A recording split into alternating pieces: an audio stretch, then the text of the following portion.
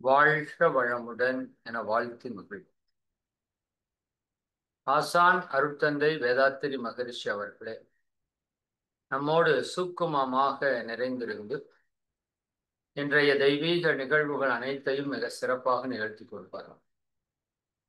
இன்னும் இதுகாரம் இப்பிரபஞ்சத்திலே தோன்றி சித்தர்கள், மகான்கள், யோகியர்கள், ஞானியர்கள், ரிஷிகள், மகரிஷிகள், அறிவில் அறிவாய் நிலைத்து அறம்பகுத்தோர் அதை வாழ்ந்து காட்டும் அனைத்து ஞானப் பெருமக்களையும் ஒரு சேர நினைந்து நன்றியுணர்வோடு வணங்கிக் கொள்ளும்.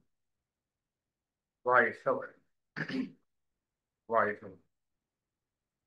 வாழ்க வளமுடன். நண்பர்களே, மிக்க மகிழ்ச்சி.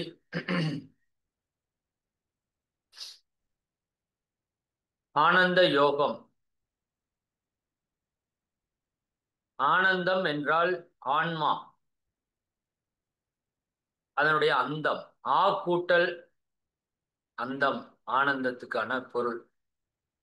ஆன்மாவினுடைய அந்தம் என்ன அப்படின்னா இறைவன். ஆதியும் இறைவன், அந்தமும் இறைவன், தொடக்கமும் இறைவன், முடிவும் இறைவன். அப்ப அது ஆதி அந்தமாக இருக்கிற இறைவனோடு இந்த ஆன்மா இணையும் போது கிடைக்கக்கூடிய ஒரு இன்பத்திற்கு பேர் ஆனந்தம் என்று பெயர். அதற்கு இந்த ஆன்மாவுக்கு அந்த இறைவனோடு ஒரு இணைப்பு வேண்டும். அந்த இணைப்பை கொடுப்பதுதான் யோகம்.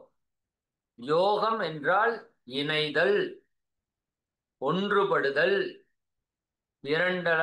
இரண்டு அற கலத்தல், ஒன்றாதல் என்று பொருள். அப்ப ஆன்மா தன் மூலமான இறையோடு இணைவதற்கான ஒரு யோகம். அப்படி இணையும் போது நாம் பெறக்கூடிய இன்பம் ஆனந்தம். அந்த ஆனந்தத்தை கொடுக்கிற ஒரு யோகத்திலே நாம் இணைந்து இப்ப பயணித்துக் கொண்டிருக்கிறோம். சரி, ஆன்மா தன்னுடைய அந்தமாக இருக்கிற ஆதியாக இருக்கிற இறைவனை உணர்வதற்கு எது தடையாக இருக்கிறது என்று பார்த்தோமானால் நம்மிடம் இருக்கிற பதிவுகள் என்று நம்ம தெளிவா பார்த்தோம். இந்த பதிவுகளிலே நமக்கு தீய பண்புகள் நிறைய பதிஞ்சிருக்கு. இப்போ ஒருத்தர் ஒரு முறை ஒரு பொருளை திருடுறாருன்னா அந்த திருட்டு பதிவு உள்ள ரெக்கார்ட் ஆகுது. மீண்டும் மீண்டும் அவர் திருட திருட திருட திருட திருட்டு பதிவு உள்ள ரெக்கார்ட் ஆயிருது. அந்த ரெக்கார்டு அவங்க பையனுக்கு வரும்போது அவனும் திருடுறான். அந்த ரெக்கார்டு அவன் பையனுக்கு வரும்போது அவனும் திருடுறான். அப்போ இப்படி நமக்கு பரம்பரை பரம்பரையா பல பதிவுகள், தீய பதிவுகள் நம்ம கிட்ட வந்து போச்சு. இது கோபம் படுறதோ, பொறாமப்படுறதோ, கவலைப்படுறதோ, பேராசைப்படுறதோ, முறையற்ற பாலுணர்வோ, வஞ்சமோ, வெறுப்போ, பயமோ, தற்பெருமையோ, ஆணவமோ, அதிகாரமோ எல்லாம் நம்மகிட்ட இருக்கு. இது பல தலைமுறையா விலங்கினத்திலிருந்து வந்த அந்த பண்பு பல தலைமுறையா நம்ம கிட்ட வந்து போச்சு. இறைத்தன்மை எப்பேற்பட்ட தன்மை கொண்டது? அன்பும் கருணையும் வடிவானது, பொறுமையினுடைய உதாரணமாக இருப்பது, எல்லாவற்றையும் ஏற்றுக்கொள்வது, யாரிடம் எதையும் எதிர்பார்க்காமல் இருப்பது, முடிந்த வரைக்கும் பிறருக்கு கொடுப்பது என்ற தன்மை எல்லாம் இறைநிலையினுடைய தன்மை. இதுக்கு ஆப்போசிட்டா அப்ப மனுஷங்கிட்ட தன்மை இருக்கு. எதிர்பார்ப்பது இல்லையா, ஏமாற்றுவது, கோபப்படுவது. அப்ப இந்த தன்மைக்கு ஆப்போசிட்டா நம்ம இருக்கிறோம். இப்ப மகான்கள் வந்து சொல்றாங்க, நீங்க இறைவனை உணரணும்னா உங்க கேரக்டர் மாறணும். இனம் இனத்தோடு சேரும், பாம்பின் கால் பாம்பரியும் அப்படின்னு சொல்லுவாங்கல்ல. இனம் இனத்தோடு சேரும். அப்ப அங்க இறைநிலை தூய தெய்வீக தன்மையா இருக்கு. நாம கொஞ்சம் மாசுபட்டிருக்கோம்.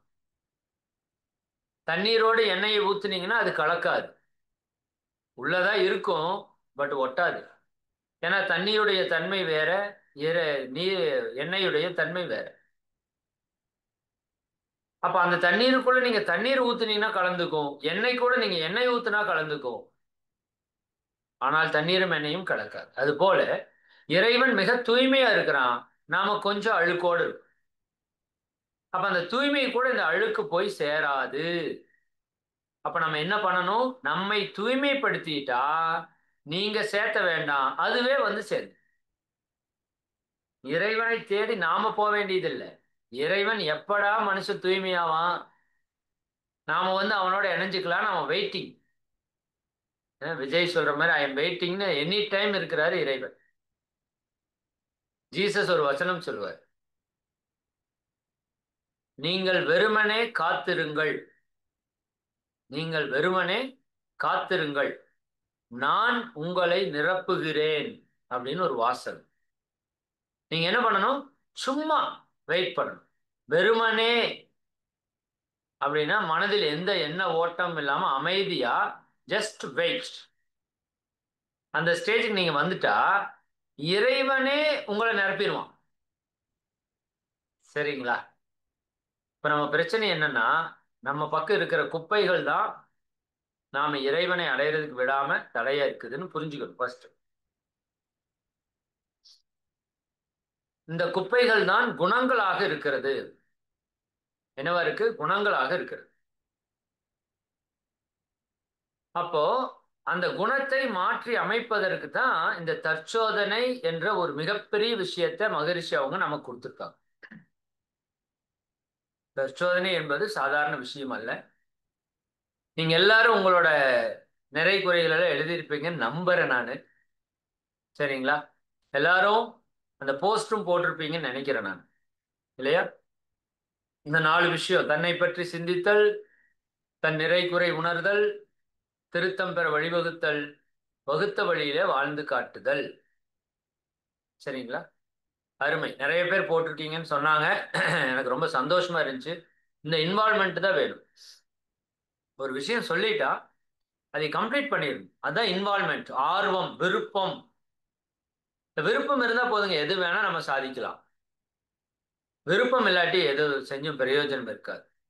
இப்போ நீங்க நல்லா ஆர்வமா பண்றீங்கன்னு நான் கேள்விப்பட்டேன். எல்லாத்தோடதையும் எனக்கு அனுப்பிச்சாங்க, பார்த்தேன் நான்.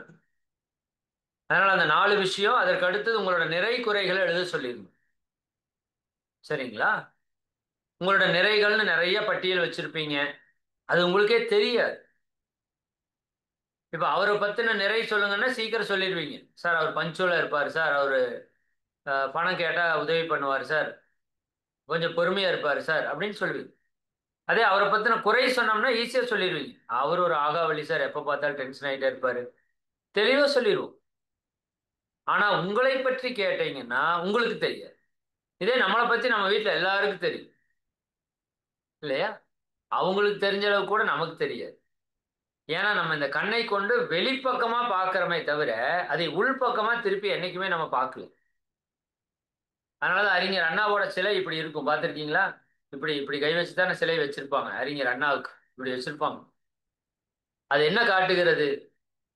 நீ அடுத்தவனை ஒரு குறை பார்த்தால், ஒரு கையை நீட்டி குறை சொன்னால், உன் பக்கம் 3 கை இருக்கிறது, 3 விரல் இருக்கிறது, ஒரு விரலை நீட்டி.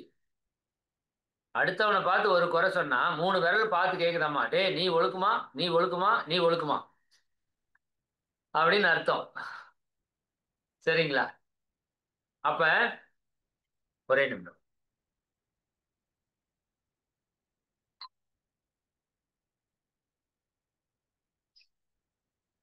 நாம சிந்திக்க வேண்டியது என்ன? காந்திஜி சொன்ன கோட்ஸ் உங்களுக்கு சொல்லியிருப்பேன்னு நினைக்கிறேன் ஆல்ரெடி. யார் குருடன் என்றால், கண் தெரியாதவன் குருடன் அல்ல. கண் தெரியாதவன் குருடன் அல்ல. அப்ப யார் குருடன்? தன் குறைகளை உணராதவனே குருடன் என்று சொல்கிறார். தன்னுடைய குறையெல்லாம் யாரு உணரலையோ அவன் தான் யாருன்னு சொல்றாரு மகாத்மா. அவன் தான்ப்பா உண்மையாலுமே குருடன். கண்ணு தெரியாதனால குருடன் இல்லை. சரிங்களா? அப்ப நாம நம்ம குறைகளை தெரிஞ்சுக்கிறோம் இப்போ. அப்ப என்னுடைய நிறைகள் என்ன, என்னுடைய குறைகள் என்னன்னு எழுதியிருக்கேன். இப்ப இதிலிருந்து திருத்தம் பெறுவதற்கு வழிவகுக்கணும். என்ன பண்ணலாம்? நான் அன்னைக்கே உங்களுக்கு சொல்லிட்டேன். ஒவ்வொரு குறையா எடுக்கணும், பொறுமையா பண்ணணும், அவசரப்படக்கூடாது. இது உங்க லைஃப் டைம் கோல். இப்ப நீங்க எழுதியிருக்கிற குறைகள் எல்லாம் நிறைய மாத்திட்டீங்கன்னா உங்க லைஃப்ல பிரச்சனை எல்லாமே சால்வ் ஆயிடும். ஆமா, அவ்வளவுதான், இவ்வளவுதான் உங்க பிரச்சனையே. சரிங்களா? உடல்ல சில பிரச்சனைகள் இருக்கும், மனதுல சில பிரச்சனைகள் இருக்கும், வாழ்க்கையில சில பிரச்சனை இருக்கும். இதுதான் உங்களுக்கான மொத்த குறை. இது நீங்க எழுதுனப்ப ரெண்டு தெளிவு வரும். நான் அன்னைக்கே சொன்னேன், என்னை பற்றி நிறைய எழுதும் போது எனக்கு ஒரு பெருமை வரும். சரிதானுங்களா? நான் நல்லவன்கிற ஒரு உணர்வு வரும். என்னை பற்றி குறைகள் வரும்போது நானும் தவறு நிறைய செய்யறேங்கிற ஒரு உணர்வு வரும். அப்ப மற்றவர்களுடைய தவறுகளையும் ஏற்றுக்கொள்ற பக்குவம் வரும். சரிங்களா? இது ரெண்டு முக்கியம். இப்ப திருத்தம் பெறுவதற்கு வழிவகுக்கிறீங்க. பிரச்சனைகள் இருக்குது. இதுல இன்னொன்னு என்ன புரிஞ்சுக்கலாம்னா, உங்க உடல்ல ஒரு 10 நோய் எழுதியிருப்பீங்கன்னு நினைக்கிறேன். அதிகபட்சம் 10 நோய் எழுதியிருப்பீங்களா? 10க்கு மேல எழுதினவங்க இருக்கீங்களா? எனக்கு தெரிஞ்ச வாய்ப்பு இல்லை. அதிகபட்சம் 10 குறைபாடு இருக்கலாம், உடல் சார்ந்த குறைபாடு. இப்போ மொத்தம் எத்தனை நோய் இருக்கு? மனித உடல் எத்தனை நோய் வரும்? 4448 நோய் வரும். சரிங்களா? 4448 நோயில உங்களுக்கு வெறும் 8 நோய் தான் இருக்கு. அப்ப இதுல இருந்து உங்களுக்கு என்ன தெரியுது? 4440 பிரச்சனை எனக்கு இல்லை. அப்ப இறைவா நன்றி. வெறும் 8 தானே, சீக்கிரம் சரி பண்ணிடுவோம், அது ஒன்றும் பிரச்சனை இல்லை. இந்த ஒரு புரிதல் வரும்.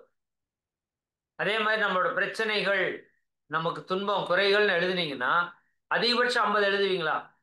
அதுக்கு மேல எழுத முடியும். ஆயிரக்கணக்கான பிரச்சனை இருக்கிற இந்த உலகத்துல எனக்கு வெறும் 50 பிரச்சனை. சரிங்களா?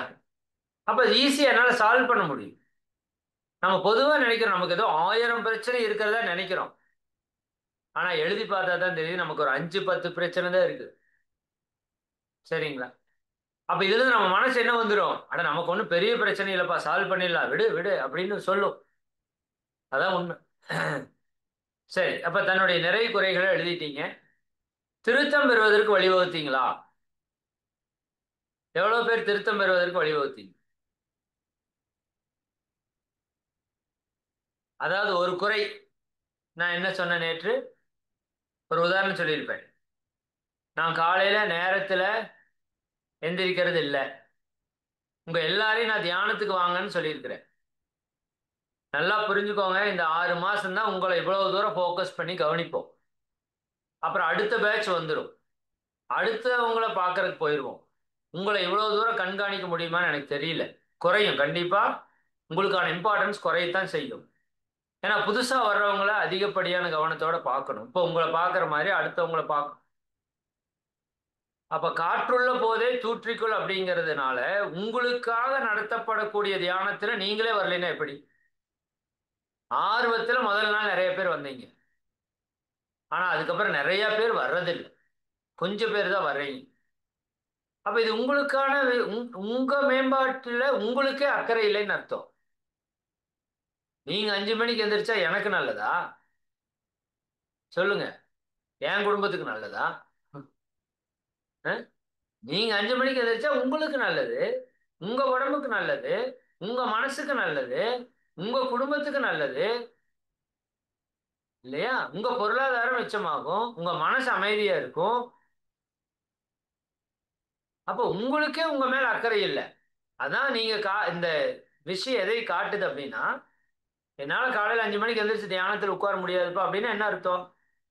எனக்கே என் மேல அக்கறை இல்லைன்னு அர்த்தம்.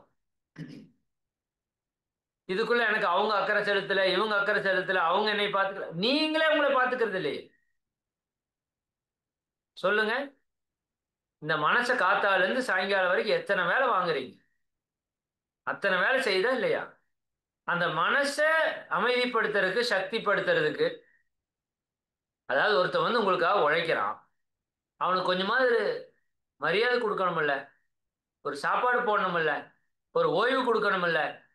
தருமடி போட்டு வேலை வாங்கிட்டே இருந்தீங்கன்னா எப்படி இருக்கும்? அவன் எப்படி என்ன பண்ணுவான்? அவன் ஒரு குறிப்பிட்ட அளவுக்கு வேலை செஞ்சுட்டு முடிஞ்சிருவான். அப்புறம் உங்களையே கெடுக்கிறதுக்கு பார்ப்பான், உங்களை அழிக்கிறதுக்கு பார்ப்பான். அந்த மாதிரி தான் நம்ம மனசு. காலையிலிருந்து சாயங்காலம் வரைக்கும் 18 மணி நேரம் யூஸ் பண்றீங்க. 16ல இருந்து 18 மணி நேரம் நிறுத்தாம பயன்படுத்துறோம் மனசை. சரிங்களா? நைட் தூங்குறப்பதான் கொஞ்சம் ரெஸ்ட் கிடைக்குது. அதுவுமே நீங்க பகல்ல சரியா தியானம் பண்ணி டென்ஷன் இல்லாம வாழ்ந்தாதான் நைட் நிம்மதியான தூக்கம் இருக்கு மனசுக்கு. இல்லாட்டி அப்பவும் மனசு வேலை செஞ்சுட்டே இருக்கும். கனவா கண்டதெல்லாம் நினைச்சிட்டு தூக்கத்துக்கு எடுத்துட்டு. அப்படி எல்லா நேரம் உழைக்கிற அந்த மனசுக்காக, உங்க மனசுக்காக காலையில ஒரு 5 மணிக்கு தியானத்துக்கு வர முடியாதா? சாயங்காலம் ஒரு 6 மணிக்கு தியானத்துல வர முடியாதா? நீங்களே கேள்வி கேட்டுக்கோங்க. யாரை ஏமாத்துறீங்க? நீங்க ஏதோ உங்களோட லீடர்ஸ் ஏமாத்துற மாதிரி எங்களை ஏமாத்துறதா நினைச்சுக்கிறீங்க. எங்களுக்கெல்லாம் எதுவும் கிடையாது. சரிதானா? உங்களை நீங்களே ஏமாத்திக்கிறீங்க. சரிதானா? இந்த வார்த்தை சொல்லக்கூடாது, இருந்தாலும் நான் சொல்றேன். இந்த மல்லாந்து படுத்துட்டு எச்ச துப்புற மாதிரி அது. சரி, நம்ம மேலேயே தான் வந்து விழுகுது. இப்ப நான் தியானம் பண்ணலைன்னா எனக்கு லாஸ். நான் கிளாஸ் அட்டன் பண்ணலைன்னா எனக்கு லாஸ். அப்ப உங்க மேல உங்களுக்கு அக்கறை வேணும். அப்பதான் வாழ்க்கையில மாற்றம் வரும். சரிங்களா? இப்ப தியானம் பண்ணா மட்டும்தான் அடுத்த நிலைக்கு நீங்க டிராவல் பண்ண முடியும். வெறும் சப்ஜெக்ட் தெரிஞ்சுக்கிறதால ஒன்றும் பெரிய பிரயோஜனம் இல்லை அன்பர்களே.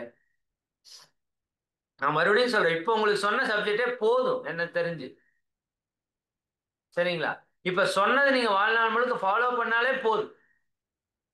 வேற ஒண்ணுமே தேவையில்லை. உங்க வாழ்க்கைக்கே ஒண்ணும் தேவையில்லை எனக்கு தெரிஞ்சு. இப்ப நான் சொல்லி கொடுத்ததுதான் எல்லாத்துக்கும் முக்கியமான விஷயங்கள். ஆனா ஃபாலோ பண்ணணும், அதுதான் முக்கியம். விவேகானந்தர் சொல்றார், நான் அடுத்த பிறவின்னு ஒண்ணு எடுத்தா இத்தனை விஷயத்த கத்துக்க மாட்டேங்கிறார். இந்த பிறவில ஊர்பட்டதை கத்துக்கிட்டார் அவர். 5 விஷயத்த கத்துக்கிட்டு அதை ஃபாலோ பண்ணுவாங்கிறார் விவேகானந்தர் சொல்றார். நம்ம ஆயிரக்கணக்கான விஷயத்த கத்துருக்கிறோம், எதையும் பெருசா ஃபாலோ பண்றது. சரிங்களா? அப்ப உங்க உடல் மேல உங்களுக்கு அக்கறை வரணும். உடற்பயிற்சி விடாம நீங்க செய்யணும். அப்பதான் ரிசல்ட் வரும். வேலைக்கு போனா தானே சம்பளம் வரும். வீட்டுக்கு வந்துட்டா சம்பளம் வராது இல்ல. சமையல் செஞ்சாதானே சாப்பாடு வரும். அப்ப உடற்பயிற்சி செஞ்சாதான் ஆரோக்கியம் வரும். தியானம் செஞ்சாதான் அமைதி வரும்.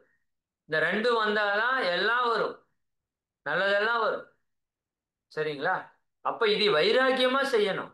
No excuse, no compromise. சாப்பிட்றது நமக்கு நோ காம்ப்ரமைஸ். சரிதானா?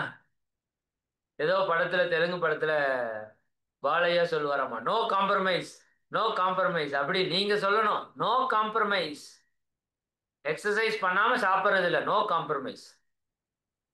சரிங்களா? தியானம் பண்ணாம எந்த வேலையும் செய்யறது. காலையில் எந்திரிச்சா 5 மணிக்கு தியானம். 5 மணிக்கு வாங்க, 5:50க்கு வெளியே போயிருங்க. சங்கல்பத்துக்கு கூட நீங்க இருக்கணும்னு அவசியம் இல்லை. அது உங்களுக்கு விருப்பம் இருக்கு, நேரம் இருக்குன்னா இருங்க, இல்லாட்டி விட்டுருங்க. 5 to 5:50 தவம் தான். சாயங்காலம் 6 to 6:30 தவம் தான். நீங்க செய்யணும். காற்று இருக்கிறப்பவே தூற்றிக்கொள்ளுங்க. உங்களுக்குன்னு வாய்ப்பு கொடுத்து தவம் நடத்துறோம். எப்பவுமே அது நடக்காது. அப்ப நீங்க தான் பிடிச்சுக்கணும் அதைய. சரிங்களா? ரைட். அப்போ இந்த பயிற்சிகளை நீங்க ஆழமா செய்யணும். அதுல இப்போ 3வது விஷயம் என்னன்னா, தன்னுடைய குறைகளை கண்டுபிடிக்கணும். நேரத்துல எந்திரிக்கிறது இல்லை. அப்ப அது என்ன, எதனை, எப்படி அதை சரி பண்றது? பிரச்சனை தெரிஞ்சிருச்சு, லேட்டா எந்திரிக்கிறோம் இல்லையா? உதாரணத்துக்கு நான் சொல்றேன், நீங்க எல்லாரும் அப்படி இருப்பீங்கன்னு சொல்லல, உதாரணத்துக்கு சொல்றேன். சிலர் ரொம்ப சின்சியரா பண்றீங்க. நிச்சயமா உங்க லைஃப்ல மிகப்பெரிய மாற்றம் வரும். நீங்க மிக உயர்ந்த நிலைக்கு போவீங்க, மாற்று கருத்தே இல்லை. யாரெல்லாம் நீ சின்சியரா ஃபாலோ பண்றாங்களோ அவங்கள குரு தூக்கிட்டே போயிடுவார். ஆமா, சரிதானுங்களா? இந்த ஒரு பாட்டுல கூட நீங்க கேள்விப்பட்டிருக்கலாம். இந்த மதிப்போர் தம்மை தரத்தில் உயர்த்தி பிறவி பயனை நல்கும். யாரெல்லாம் குருவை மதித்து ஒழுகிறார்களோ, குருவை மதித்து அவர் சொல்ற வழியில நடக்கிறார்களோ, அப்படி மதிப்போர் தம்மை தரத்தில் உயர்த்தி, நம்மளோட குவாலிட்டியை உயர்த்தி நம்மளோட பிறவி பயனை கொடுத்துருவோம். எது? இந்த பயிற்சி. அப்போ அவ்வளவு முக்கியத்துவம் கொடுக்கணும். இப்ப காலையில் 5 மணிக்கு என்னால் எந்திரிக்க முடியல, 7 மணிக்கு எந்திரிக்கிறேன்னு வச்சுக்கோங்க உதாரணம். இப்ப ஏன் 7 மணிக்கு எந்திரிக்கிறேன்? இது ஒரு தப்பு. ஏன் இந்த தப்பு பண்றேன் அப்படின்னா, ஏன்னு கேட்கணும். நைட்டு நான் லேட்டா படுக்கிறேன், அதனால லேட்டா எந்திரிக்கிறேன். சரி, ஏன் நைட்டு லேட்டா படுக்கிறேன் அப்படின்னா, நைட்டு நான் செல்போனோ டிவியோ ரொம்ப நேரம் பார்த்துட்டு இருக்கிறேன். அதனால சரிண்ணா. அப்ப ஏன் செல்போன் டிவி பார்த்துட்டு இருக்கேன்? எனக்கு ஒரு டைம் டேபிள் சிஸ்டமேட்டிக்கா இல்ல. 9 மணிக்கு படிக்கணும்னு ஒரு டைம் டேபிள் வச்சிருந்தீங்கன்னா, டைம் டேபிள் படி நீங்க நிக்கிறதுக்கு தவம் பண்ணணும். சரிங்களா? அப்ப ஏன் நான் நினைச்சபடி 9 மணிக்கு படுக்கிறேன்னு ஒண்ணு டைம் டேபிள் இருக்கணும். டைம் டேபிள் இல்ல அப்படின்னா டைம் டேபிள் நீங்க போடணும். சரி, ஏன் டைம் டேபிள் போட்டபடி நான் நடக்கலைன்னா என்கிட்ட வில் பவர் இல்ல, மன உறுதி இல்ல. மன உறுதி இருந்தா, மனம் இருந்தால் மார்க்கம் உண்டு. அப்போ எனக்கு மனசு இருக்குது, அதுல நல்ல தியானம் பண்ணி வைராக்கியம் இருக்குது. சரிங்களா? தியானம் தியானம் பண்ணாதான் நீங்க நினைச்சதை நடத்த முடியும், சும்மா நடத்த முடியாது. தியானம் பண்ணி உங்க வில் பவர் இன்க்ரீஸ் பண்ணிட்டே இருக்கணும். டெய்லியும் காலை மாலை காலை மாலை காலை மாலை விடாம தவம் பண்ணணும். அப்பதான் வில் பவர் கொஞ்சம் கொஞ்சமா இன்க்ரீஸ் ஆகும். ஒரு 21 நாள் 48 நாள் நல்லா பண்ணிட்டீங்கன்னா வில் பவர் ஃபுல்லா வந்துடும், ஃபுல்லா சார்ஜ் ஆயிடும். சரிங்களா? அப்புறம் நீங்க நினைச்சதுதான் நடக்கும். வேண்டானா வேண்டாம், வேணும்னா வேணும். எந்திரிக்கணும்னா எந்திரிக்கணும், தூங்கணும்னா தூங்கணும். அவ்வளவுதான். டீயை விடணும்னா இப்படி இப்படி விடலாம், இப்படி விடலாம். ட்ரிங்க்ஸை விடணும்னா இப்படி விடலாம். அதெல்லாம் ஒரு பெரிய விஷயமே கிடையாது. கெட்ட பழக்கத்தை விடுறதெல்லாம் அப்படி நொடி பொழுதுல விட்டுட்டு தூக்கிட்டு போய் வீசிட்டு போயிடலாம். என்ன பண்ணணும்? ஆனா வில் பவர் வேணும், மன உறுதி. எண்ணிய எண்ணியாங்கு எய்துவர் எண்ணிய திண்ணியராக பெறுன்னு சொல்றார் வள்ளுவர். வேண்டிய வேண்டியாங்கு எய்தலால், வேண்டிய வேண்டியாங்கு எய்தலால் செய் தவம் ஈண்டு முயலப்படும்னு சொல்றாரு. உங்களை எப்படியாச்சும் தவ யோகிகளாக மாத்திரணும்னு முயற்சி பண்றோம். அது ஒண்ணுதான் உங்களை காப்பாத்தும். உங்க உடல் நோய், மனப்பிரச்சனை, உறவுகள், குடும்பம், பொருளாதாரம், ஆன்மீகம் எல்லாத்துக்கும் ஒரே தீர்வு நீங்கள் செய்கிற தியானம் மட்டுமே. மறந்துடாதீங்க. அதனாலதான் வள்ளுவர் சொல்றார், தவம் செய்வார் தம் கருமம் செய்வார், மற்றெல்லார் அவம் செய்வார் ஆசையுட்பட்டு. எப்பேற்பாடுபட்டாவது தவத்தை செய்யுங்கள். முதல் மரியாதை தவத்திற்கு கொடுங்கள். தவத்தை நீங்கள் செய்துவிட்டால் அது உங்க வாழ்க்கையை நடத்திக்கொள். நீ தவத்தை தேடி சென்றால் உன்னை தேடியதெல்லாம், நீ தேடுகின்ற பொருள் எல்லாம் உன்னை தேடி வரும் என்று சொல்வார். கேள்விப்பட்டிருக்கீங்களா? நீ தவத்தை தேடு, நீ தியானத்தை தேடு, உன்னை தேடியது, நீ தேடுகிறதெல்லாம் உன்னை தேடி தானாக வரும். நீ எதையும் தேடி போகாத. பொருள் வேணுமா வரும், புகழ் வேணுமா வரும், ஆரோக்கியம் வேணுமா வரும், அமைதி வேணுமா வரும், எல்லாம் வரும், தானா வரும். நீ என்ன பண்ணணும்? நீ தவம் பண்ணு.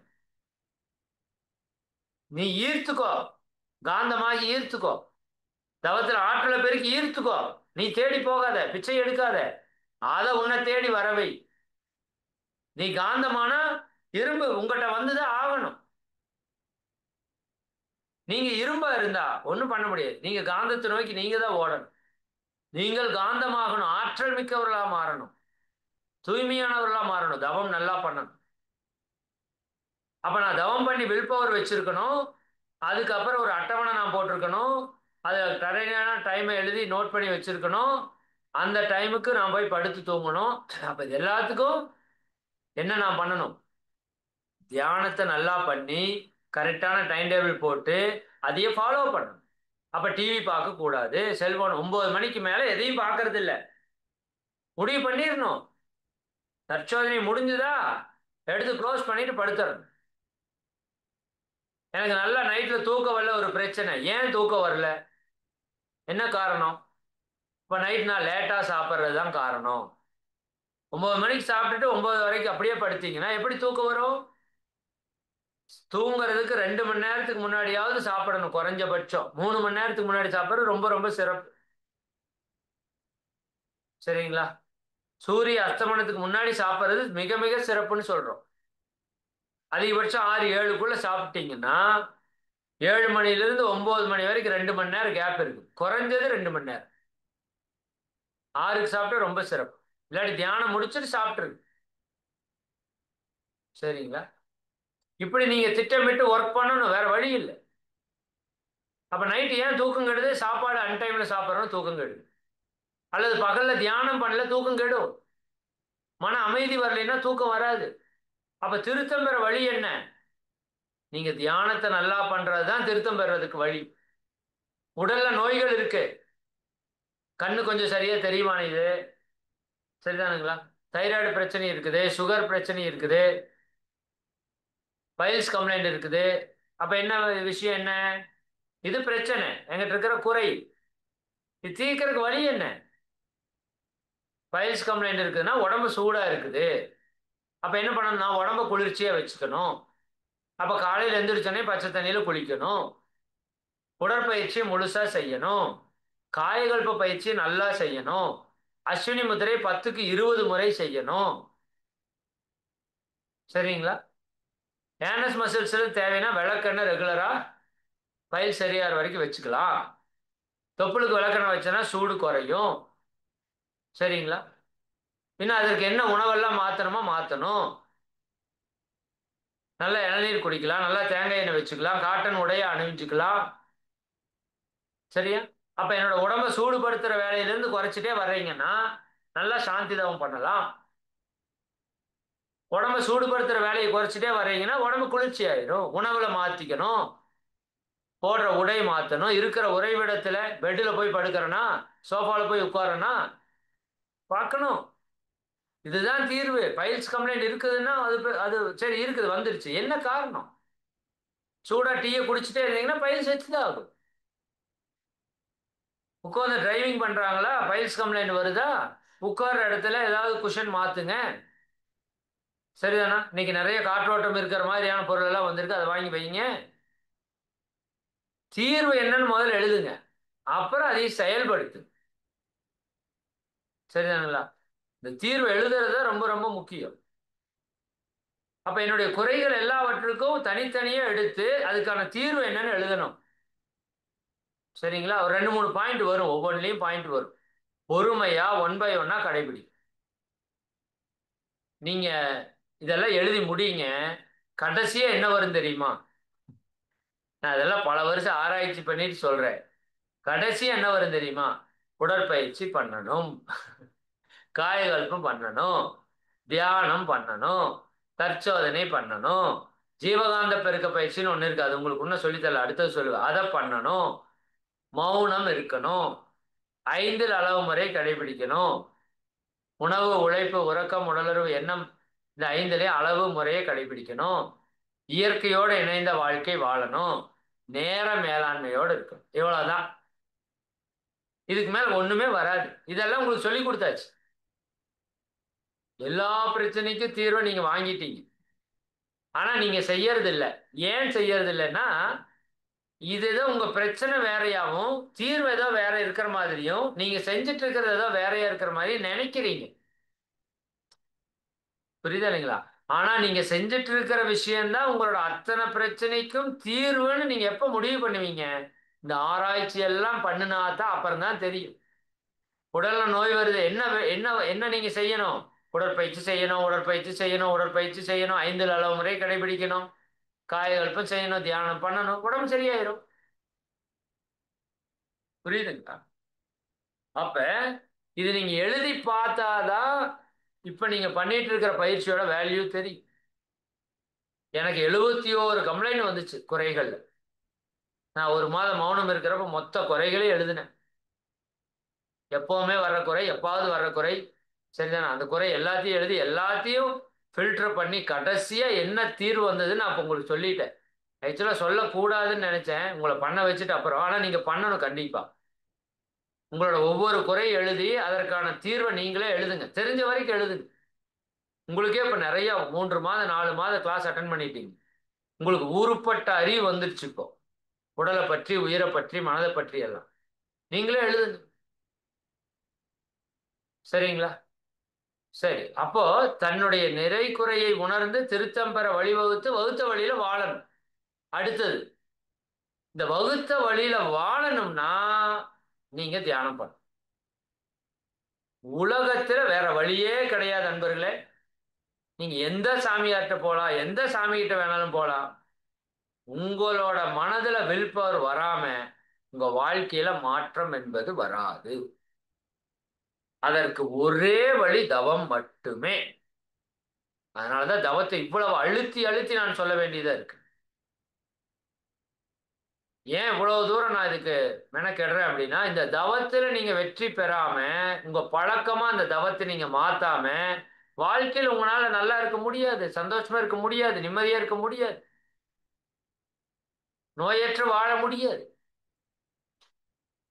அப்ப எப்படி சாப்பிட்றோமோ, எப்படி குளிக்கிறோமோ, எப்படி டாய்லெட் போறோமோ, அப்படி உடற்பயிற்சி, காயகல்ப, தியானம், தற்சோதனை உங்களுடைய வாழ்வினுடைய அங்கமாக மாற வேண்டும். இது ஒண்ணுதான் வழி, வேற வழியே இல்லை. சரியா? மகரிஷி தெளிவா சொல்லிட்டாங்க. வேந்தருக்கும் வேதருக்கும் வணிகருக்கும் பொது இது. மாற்று வழி தத்துவத்தில் விஞ்ஞானத்தில் இல்லையே. மாற்று வழி தத்துவத்திலே விஞ்ஞானத்திலே இல்லை. இது ஒண்ணுதான் வழி. வேந்தருக்கும், அரசனா இருந்தாலும் சரி, வணிகருக்கும், எல்லாருக்கும் இதுதான் பொது. இதை பண்ணணும், பண்ணாதான் தீர்வு. தொடர்ந்து பண்றவங்க நிறைய ரிசல்ட் நீங்க பார்த்துட்டு இருப்பீங்க. சரிங்களா? சரி, அந்த விதத்துல நான் இப்போ உங்களுக்கு சொன்னது, குறைகள் எல்லாம் எழுதி குறைகளுக்கான தீர்வுகளை எழுதுங்க. உங்களுக்கு தெரிஞ்ச வரைக்கும் எழுதுங்க, போதும். உங்களுக்கு ஏதாவது டவுட் வந்தா உங்களோட சீனியர்ஸ், உங்க குரூப்ல இருக்கிறவங்ககிட்ட கேளுங்க. சரிதானுங்களா? திருத்தம் பெற வழிவகுத்துருங்க. வழிவகுத்துல என்ன வரும்? நேர மேலாண்மை அட்டவணை போட்டு நீங்க வாழுங்கன்னு வரும். அதான் வரும். எழுதி பாருங்க. நேர மேலாண்மை இல்லை என்கிட்ட, நிறைய தப்பு பண்றேன் நானு. எல்லாத்துக்கும் என்ன காரணம்? எனக்கு ஒரு டைம் டேபிள் இல்லை. ஒரு ஊருக்கு போனோம்னா ஒரு வழிகாட்டி வேணும்ல. சரிதானுங்களா? ஊருக்கு போனா ஒரு வழிகாட்டி வேணும்ல. வழிகாட்டியே இல்லை, ஊருக்கு போனா எப்படி போறது? அந்த மாதிரி எனக்குன்னு ஒரு டைம் டேபிள் இருந்தாதான், எனக்குன்னு ஒரு ஷெட்யூல், எனக்குன்னு ஒரு சிஸ்டம். சரிங்களா? எனக்குன்னு ஒரு சிஸ்டம். அந்த சிஸ்டத்தை நீங்க கிரியேட் பண்ணணும். அம்மா, இவங்களுக்கு டைம் டேபிள் பத்தி பேசியிருக்கோமா ஆல்ரெடி? டைம் மேனேஜ்மெண்ட் இல்லைங்க ஐயா. பேசவே இல்லையா? இல்லைங்க ஐயா. அது எப்படி மிஸ் பண்ணோம் இவ்வளவு நாள்? 3வது மாசத்துலயே பேசிக்கிறோம். சரி, இப்போ அன்பர்களே, எவ்வளவு பேர் டைம் மேனேஜ்மெண்ட் சார்ட் போட்டு ஒர்க் பண்ணிட்டு இருக்கீங்க? ஹேண்ட் ரைஸ் பண்ணுங்க. நான் டைம் மேனேஜ்மெண்ட் சார்ட் போட்டு ஒர்க் பண்ணிட்டு இருக்கிறவங்கிறவங்க ஹேண்ட் ரைஸ் பண்ணுங்க.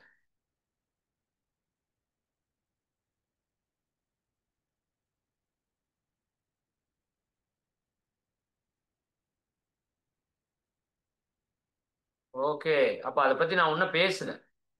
ஏதோ ஒரு 10 பேர் பண்ணிட்டு இருக்கீங்க இல்லையா? ஓகே. அது எப்படி மிஸ் ஆச்சு? உங்களுக்கு முன்னாடியே சொல்லியிருக்க வேண்டுமே. துரிய தவத்துக்கு முன்னாடியே பேசியிருக்க வேண்டிய டாபிக் அது. சொன்ன மாதிரி எனக்கு ஞாபகம் இருக்கு. சரி, ஓகே. ஐயா சரி, நான் லிஸ்ட் உங்களுக்கு ஹோம்ஒர்க் பாத்துட்டேங்க ஐயா, அதுல சொல்லலைங்க ஐயா.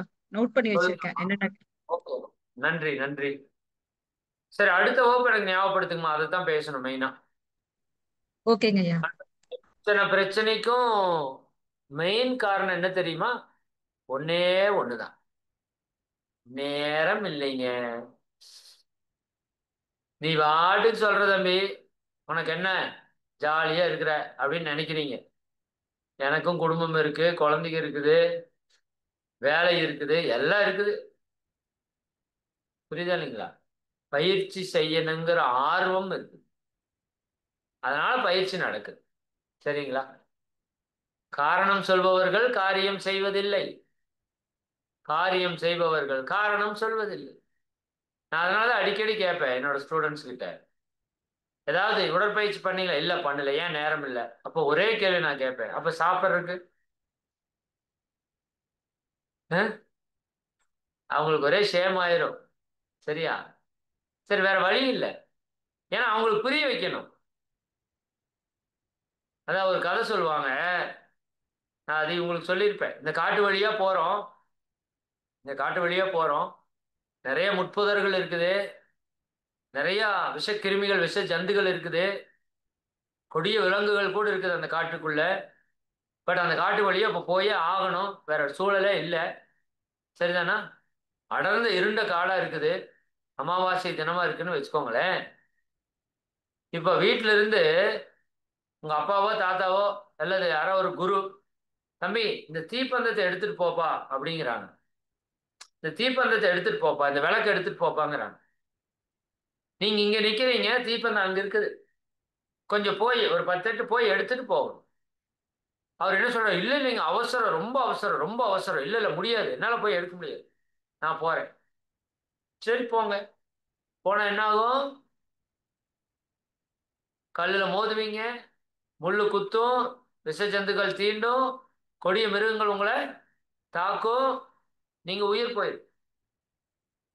இந்த பக்கம் ஒரு 10 எட்டு போய் அந்த தீப்பந்தத்தை எடுத்துட்டு போயிருந்தா முள்ளு இல்லாம போயிருக்கலாம், கல்லுல மோதாம போயிருக்கலாம், விஷ ஜந்துகிட்ட இருந்து தப்பிச்சிருக்கலாம், கொடிய விலங்குல இருந்து காப்பாற்றப்பட்டிருக்கலாம்.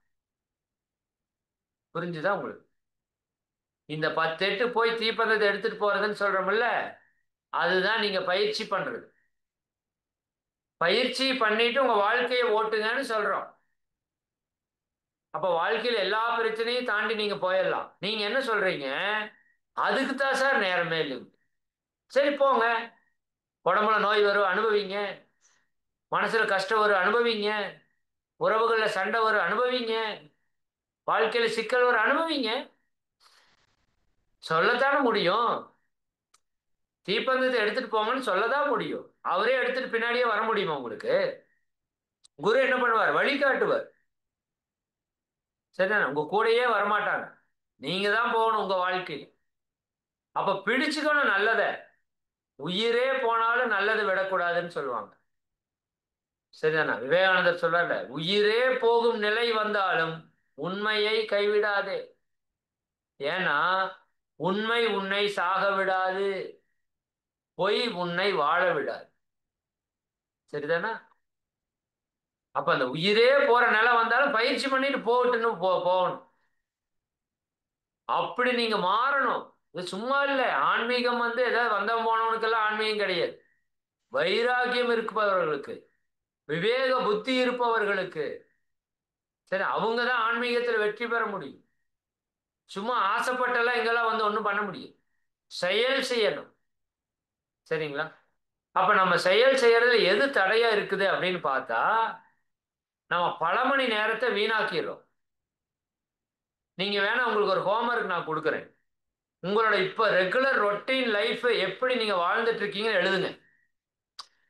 இப்ப இன்னைக்கு நேற்றுக்கு முந்தா நேற்று ரெகுலரா உங்க வாழ்க்கையை வாழ்வீங்கல்ல. காலையில் இத்தனை மணிக்கு எந்திரிப்பேன், எத்தனை மணிக்கு குளிப்பேன், எத்தனை மணிக்கு சாப்பிடுவேன், எத்தனை மணிக்கு இந்த வேலை செய்வேன், எத்தனை மணிக்கு தியானம் பண்ணுவேன், எத்தனை மணிக்கு பயிற்சி பண்ணுவேன், எத்தனை மணிக்கு தூங்குவேன்னு எழுதுறீங்கல்ல. பண்ணிட்டு இருக்கீங்கல்ல, ரெகுலரா நீங்க பண்ணிட்டு இருக்கீங்கல்ல. அதை ஒரு லிஸ்ட்டை எழுதுங்க. எழுதுங்க. எழுதிட்டு அதுல எத்தனை மணி நேரத்தை வீணா கழிக்கிறோம்னு பாருங்க.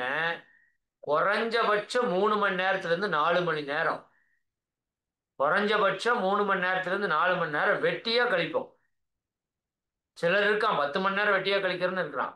ஆவரேஜா ஒரு நாளைக்கு 4 மணி நேரம் வெட்டியா போகுது அப்படின்னா 7 நாள் 28, சண்டே விட்டுருங்க, ஒரு வாரத்துல ஒரு நாளை வேஸ்ட் பண்றோம். ஒரு வருஷத்துல 52 நாளை வேஸ்ட் பண்றோம்.